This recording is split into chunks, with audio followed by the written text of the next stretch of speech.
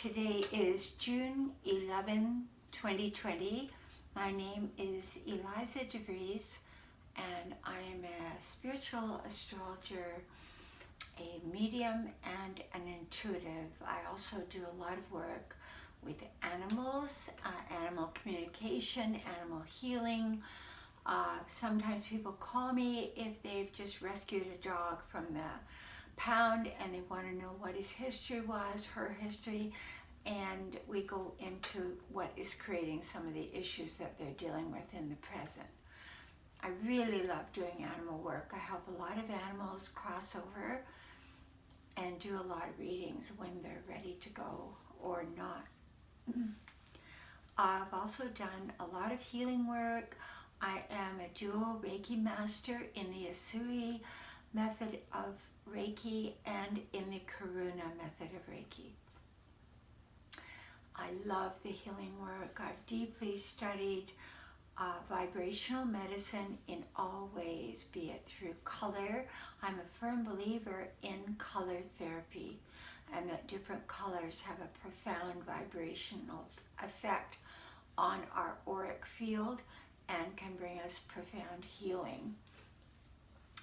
I like aromatherapy, which is another form of vibration through, aromatherapy is so powerful because it crosses the blood-brain barrier right away.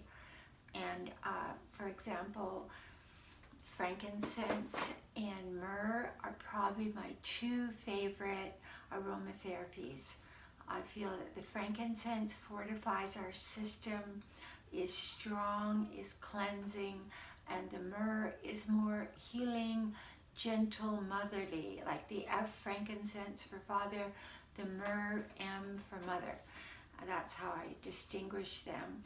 They have really great healing capabilities. I also like to use flower essences. In the 1940s, there was a doctor called Edward Bach, and he was walking in the woods one day and he saw flowers. He was a hypersensitive individual. He was a British bacteriologist, and he was walking in the woods and he saw a flower with the morning dew on it, and the light of the morning dew hitting the flower and hitting that dew, so that the flower was imbuing that dew with a specific vibration of its own essence.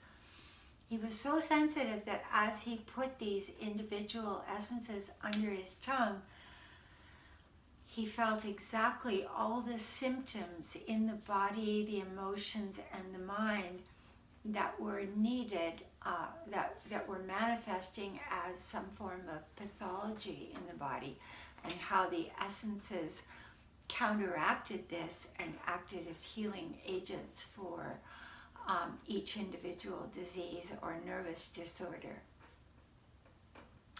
I'm also a great lover of Soma, and Soma was created in the 1980s, maybe 70s, I'm not quite sure, I can't remember, but I've taken a few courses on it, and it has balanced bottles where you've got different colors on top and different colors on the bottom, and each bottle has soul healing for your particular body.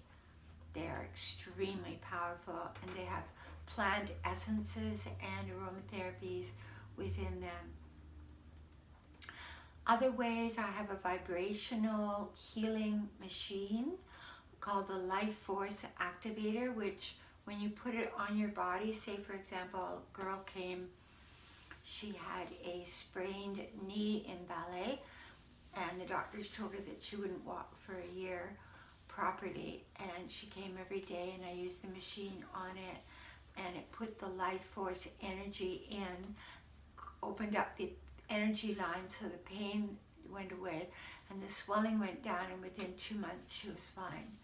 So it was, and I've used it on horses with great success.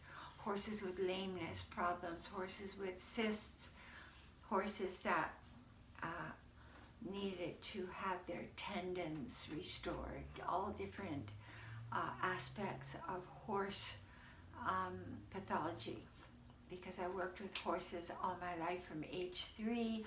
until age 70. So I have a great love of horses and healing. My daughter and I spent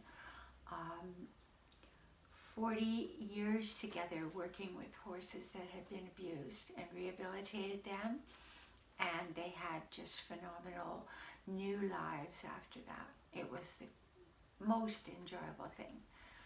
The final thing I wanted to share with you is that I've done a lot of hospice work, a lot of work with people with very advanced cancer, a lot of counseling in that regard, and a lot of, I guess you would say, compassionate nurturing and listening and cuddling them and just helping them to feel safe and sound and to release issues in the body or in the mind or the emotions which have become implanted into the body. It's had great, profound effects. So today, excuse me, today I felt that on our earth right now, this is what my guides told me, that there were 3 stages that we're going through right now. The first stage was the lead up to the revolution within.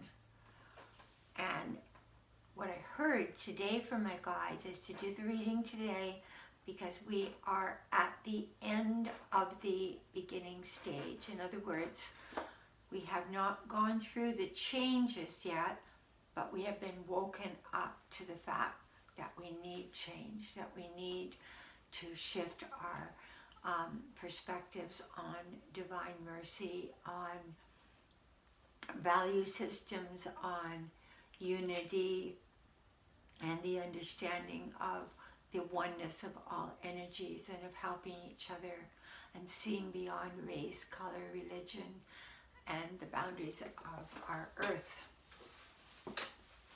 So I wrote a little story today, just a short one. We are awaiting the next chapter, bestriding 2 mountains.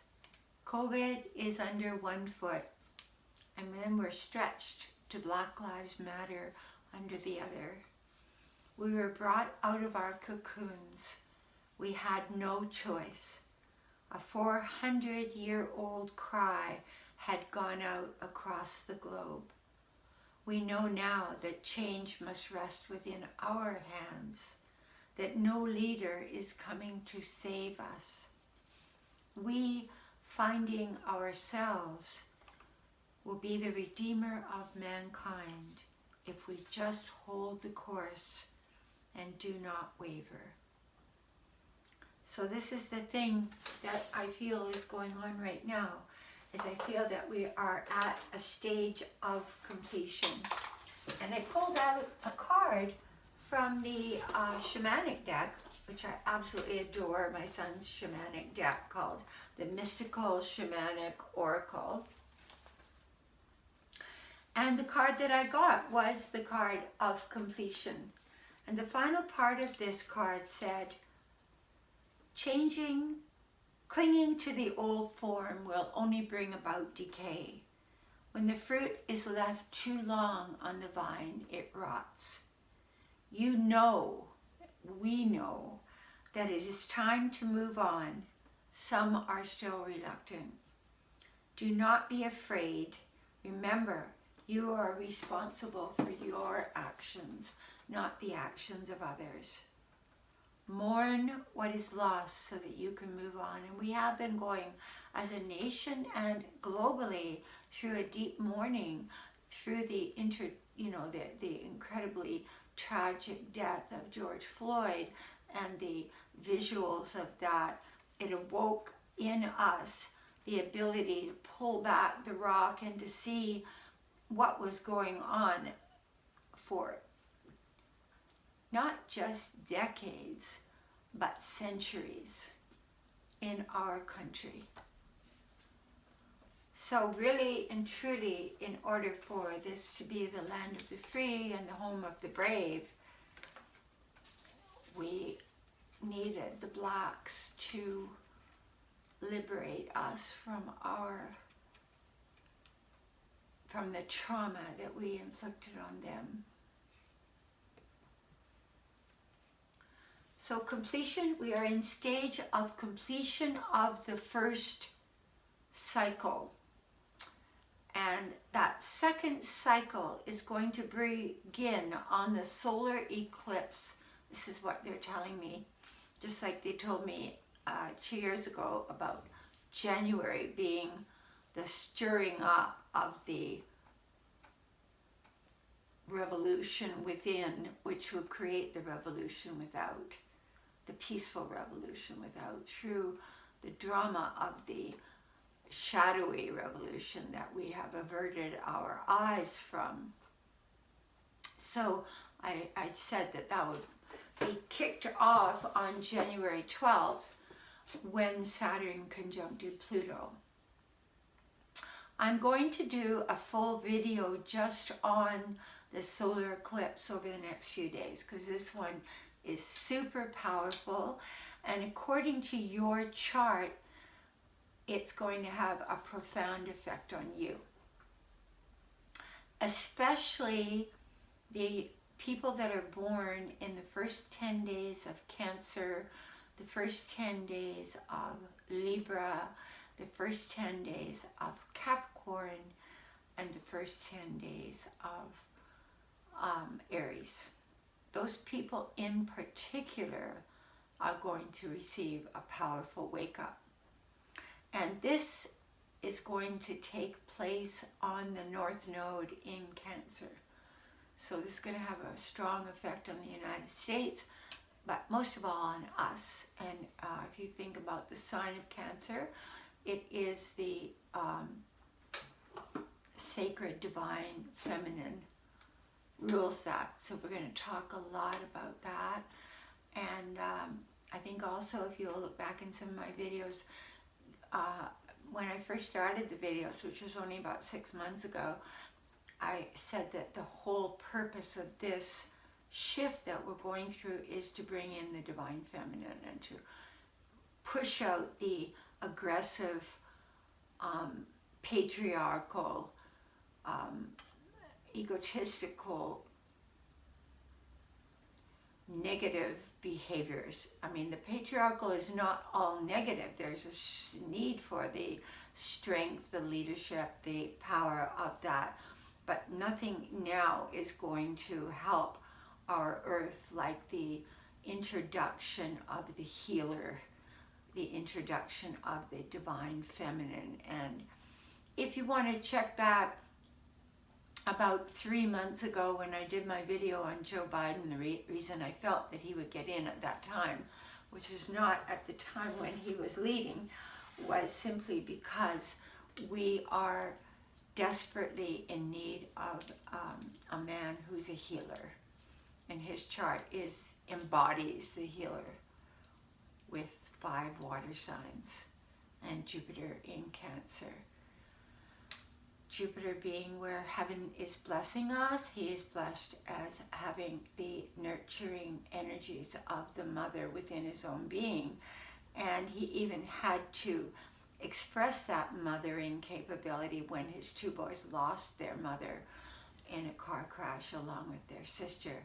So he's had to develop that feminine sign, besides which he has 5 planets in a feminine sign,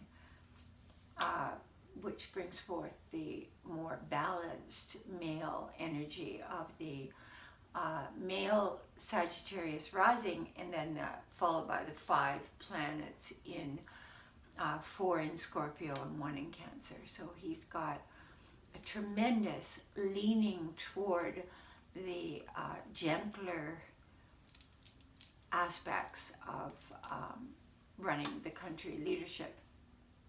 Because he's got 4 planets in Scorpio, do not be fooled that he will not lay down the law or be strong when he has to be. But he will, because these planets are sitting in the 12th house behind the scenes, he will be someone that in a way leads from behind and will choose people around him of great prowess and will not be afraid to hear their criticisms, because that feminine energy is used to listening a lot. It's used to yielding when it has to and choosing its battles wisely. So he's even said himself that whoever he chooses as vice president needs to be ready to lead from day one. And whenever I've felt Joe Biden, I've always felt that he was here to usher in an age of healing. But I never saw Joe Biden running or being president for 2 terms. I wasn't even sure if he finished 1 term. But we'll look at that another time when we examine his chart again. But definitely this is crucial whom he picks for vice president. That's another video I'm going to do very soon. I'm leaning toward Kamala. I'm leaning toward somebody that is black or partially black, like Kamala is half black, half East Indian, and has great experience in legal matters. And I just feel right now that that might be crucial, might give a lot of reassurance to a lot of people. Kamala, I feel, is leading the pack, but I haven't looked at it fully. I've waited. I want to do it in a reading. So, the other thing I wrote today was, I cannot post about Trump, for he is not the cause. We were the cause. We were the racists, the ones who sat on our hands while black lives ended in chokeholds, while the homeless curled up under plastic tents on hot pavement, while the bears roared in their dens as their cubs became game for the hunter's sights. We were the ones who dropped the ball, who turned the other way, who left our post. But we are back, and we've woken up, and we care, and things now will finally be different. And I really feel that. I feel this time, no matter how many rallies he has or how many lies are put forth, that 76% of the people in this country see that we are in chaos and they want change. That's a big amount of people wanting change and feeling dissatisfied with the leadership. So, I wanted to draw a couple of cards on where we're heading. The moon today went into Pisces.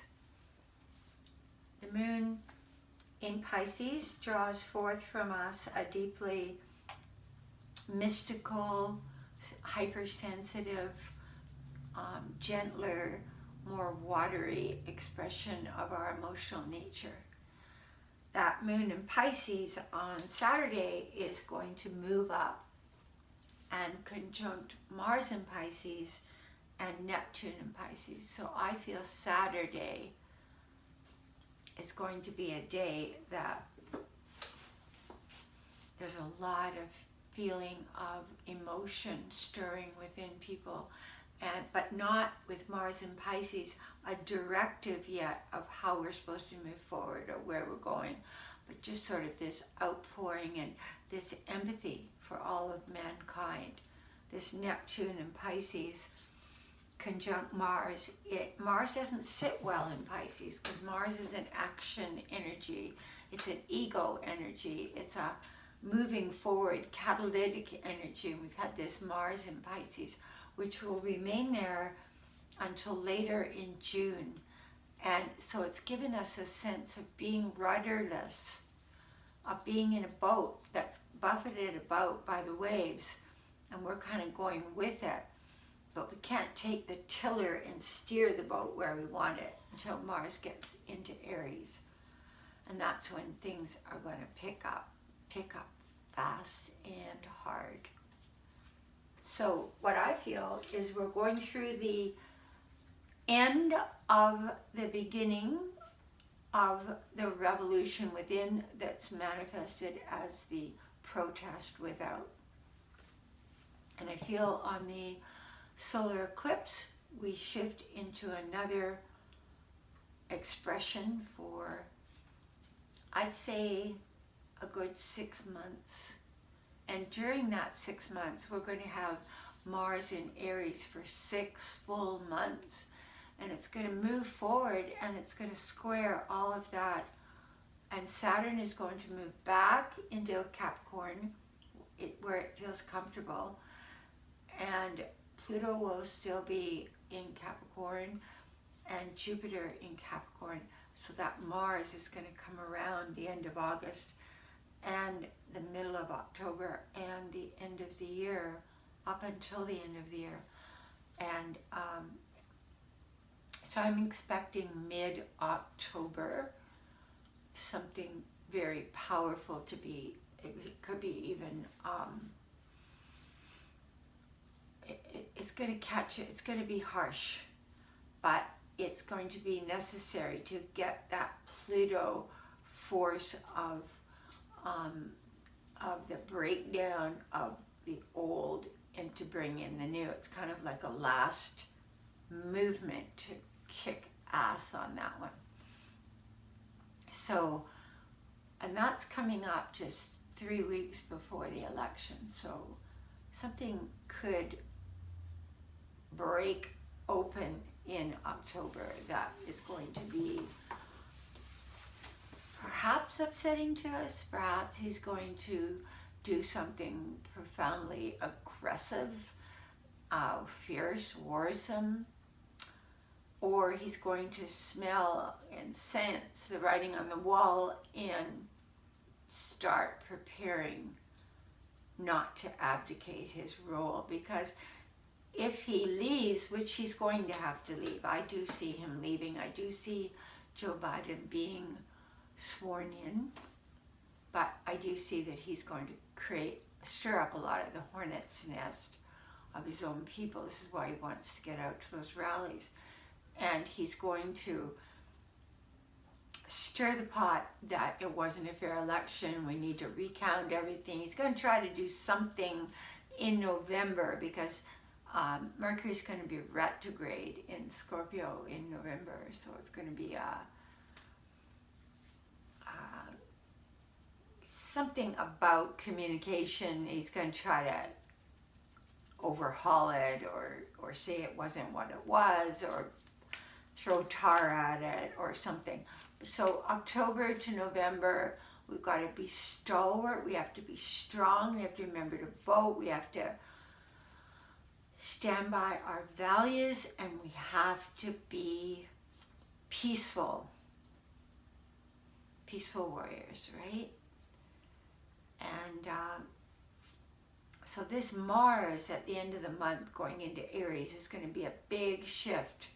So you have Mars like a little kid wading in puddles. You know, they're kind of kids in puddles. They mush around in the water, but they're not building a dam. They're not moving forward. They're just having fun, or they're just kind of splashing around. That's where we are right now. And we could be also kind of, even though it looks like there is all this action through the protesters, the real movement, the real energy, the real forward, let's go forward, onward Christian soldiers, not just Christian, but all soldiers in our value systems, the soldiers of our values, that's going to come forth when Mars gets into Aries, and just after that solar eclipse, and just after the 20th solstice. So you can imagine the solstice this year on the 20th, the day before the solar eclipse. This is powerful. We got a new day dawning with this solar eclipse. And we will look at that in the next video. I'm going to spend a good amount of time in that, and then how it's affecting you in your chart. Thank you for staying with me through this video. If you would like a personal reading or healing, I am doing my healing work again. And I'm also teaching healing again. I love to teach it and doing my animal work. I just gave a reading to a lady in New York with 3 dogs, and another lady in Texas with her dogs. So I adore doing the animal work. It brings great joy in my heart to help them. Thank you. God be with you. If you want to contact me, my email is angelicmercy44@gmail.com. And remember to hold in your heart everyone, all beings, all of life, with love. God bless you. Thank you.